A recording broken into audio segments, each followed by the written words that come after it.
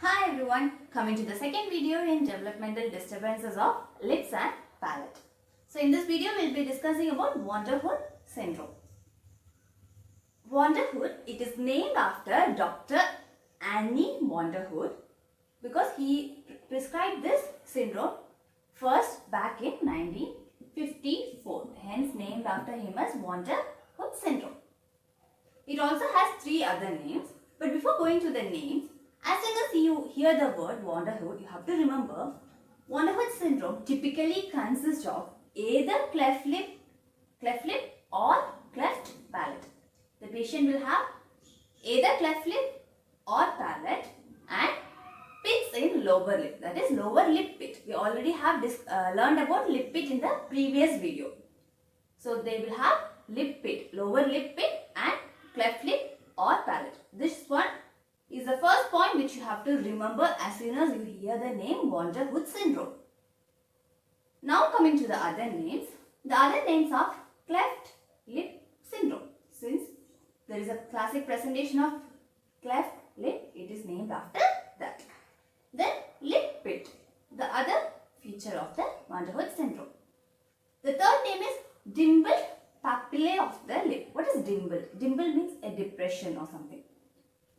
The lip pit is also a pit is a depression. So here, since in the lip the pit looks like a depression, it is also known as dimple papillae of the lip.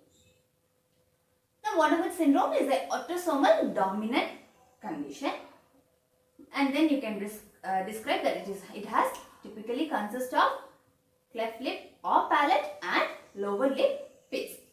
Now coming to the etiology.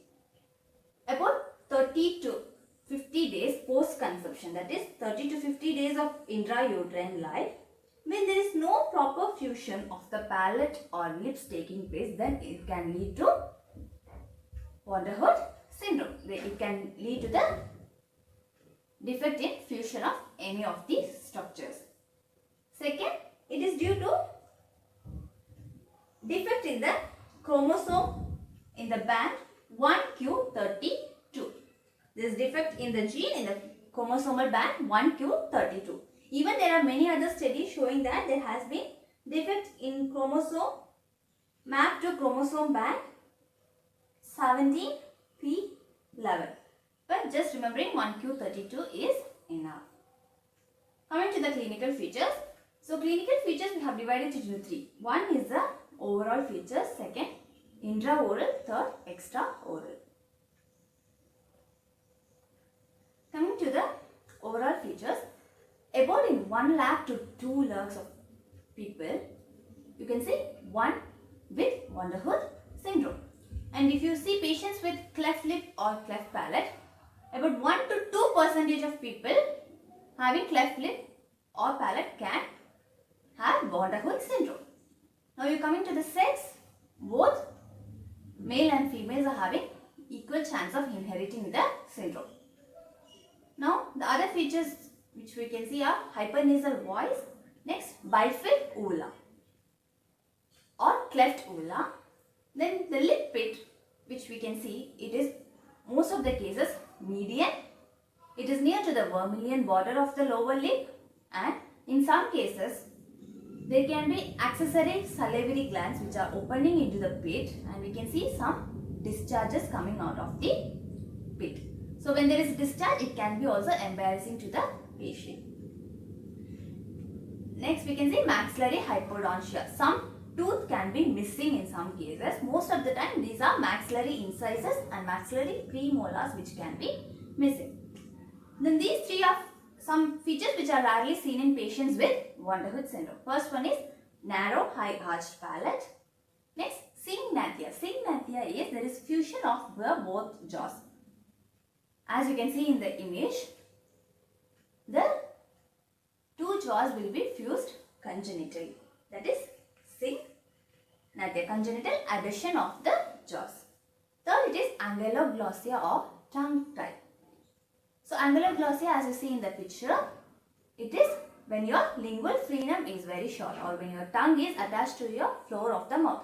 So already we have discussed about Ankyloglossia in detail in a separate video when it comes to developmental disturbance of tongue. Do check out about Ankyloglossia video also if needed. I'll provide the link in the description.